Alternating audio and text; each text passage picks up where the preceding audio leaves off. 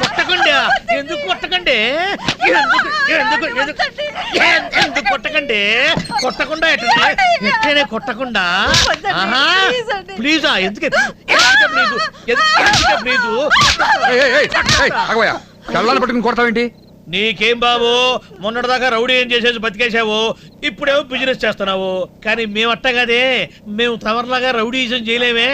పొద్దున్నే 7 గంటలకు నిద్రలేచి మొహం కడుక్కొని స్నానం చేసి తిని తినక టిఫిన్ తిని ఇది గట్టించిన దిక్కుమాల టిఫిన్ బాక్స్ ఒకటి బ్యాగులో పెట్టుకొని పడుతూ లేస్తూ బస్ స్టాండ్కి వెళ్తే అక్కడ టైంకి బస్సు రాక ఎప్పటికో వెయిట్ చేయగా బస్సు వచ్చి అది ఎక్కడానికి ఎక్కడ లేని జనం వచ్చి ఎక్కడానికి నాకు చిరాకు వచ్చి ఎక్కిన తర్వాత ఆయాసం వచ్చి బస్సులో నిలబడడానికి చోట్లేక కూర్చోడానికి సీట్ లేక నానా ఇబ్బందులు పడుతుంటే ప్రతి బస్ స్టాప్ లో కూడా మతాబులోకి మందు కూరినట్టుగా కండక్టర్ గారు జనాన్ని కూర్తా ఉంటే అష్ట కష్టాలు పడుతూ ప్రయాణం చేస్తూ దిగవలసిన బస్ స్టాప్ లో దిగడానికి వీలు లేకపోతే నెక్స్ట్ స్టాప్ లో దిగి మళ్ళీ వెనక్కి నడుచుకుంటూ వచ్చి ఆఫీసు ఆలస్యంగా వెళ్లి ఆఫీసర్ గారి చేతిలో అందరి ముందు దుబ్బులు తిని సాయంత్రం దాకా పనిలో కొట్టుకుని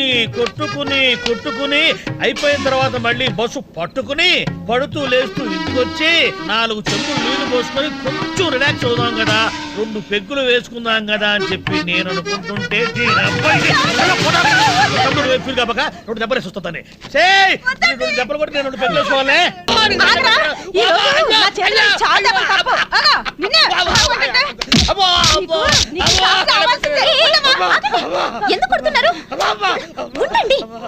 తల్లి తల పెడతానప్ప, సమయానికి వచ్చి రక్షించావు, లేకపోతే తూకముడు చంపేసేది.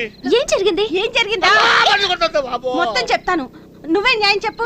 పొద్దున్నే 5ంటికి లేచి నా ఒంటి పని, ఇంటి పని, వంట పని పూర్తి చేసి పిల్లల్ని లేపి పాలు కాచి అందరికి కాఫీ పెట్టి టిఫిన్ పెట్టి వాళ్ళకి క్యారేజ్ బాక్సులు కట్టి బుక్స్ సదిరి ఈ ఎదవకి బాక్స్ కట్టి వాళ్ళ స్కూల్ కి ఆఫీస్ కి పంపి ఆద్రా బాద్రాగా ఏదో అంతో ఇంతో తిని అంట్లు తోమి బట్టలు ఉతికి ఆరేసి ఏదో నీరసంగా ఉందని గోడకు నడుం జారేస్తే టీవీలో వచ్చి ఆ ఏడుపు కొట్టి సీరియల్ చూడలేక రాత్రికి ఏం వంట చెయ్యాలా అని ఆలోచించే లోపు పిల్లలు స్కూల్ నుంచి వచ్చి స్కూల్లో వాళ్ళకు హోంవర్క్ ఇస్తే వాళ్ళతో అది చేయించి సరిగ్గా చేయకపోతే 2 వాయించి ఈలోగా ఈ ఆఫీస్ నుంచి వచ్చి నీరసం అంటే టీ ఇచ్చి రాత్రికి కూరగాయలు కోసి అన్నం వండి కూరొండి వండింది వాళ్ళకి వడ్డించి తిన్నాక ఇల్లంతా సర్ది చివరికి చిరాకేసి రిలాక్స్ అవుదామని 2 పెగ్గులు మందేస్తే ఎందుకేసావని అడుగుతాడా ఎవరో.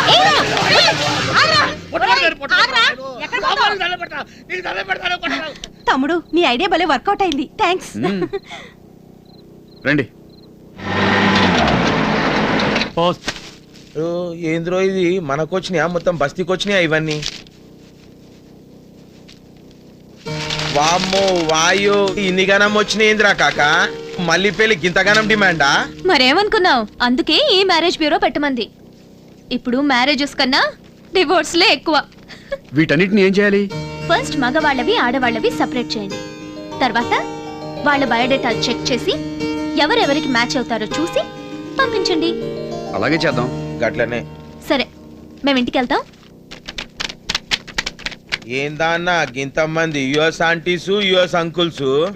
అందరూ ఇండియా వాళ్ళేరా? అరే నేను అన్నది యుఎస్ ఆంటీస్ యుఎస్ అంకుల్స్ అంటే అన్సాటిస్ఫైడ్ ఆంటీస్ అండ్ అంకుల్స్, సమజైందా?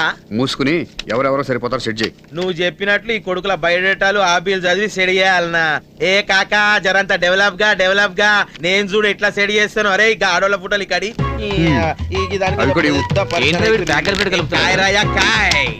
ఇగో కాకా, ఈ పొరన్కి ఈ పొరిని, ఈ పొరన్కి ఈ పొరిని, ఈ పొరన్కి ఈ పిల్లని ఏమున్నది పత్తాలు కలిపినట్టు ఆడోళ్ళే మొగలే కలపాలి.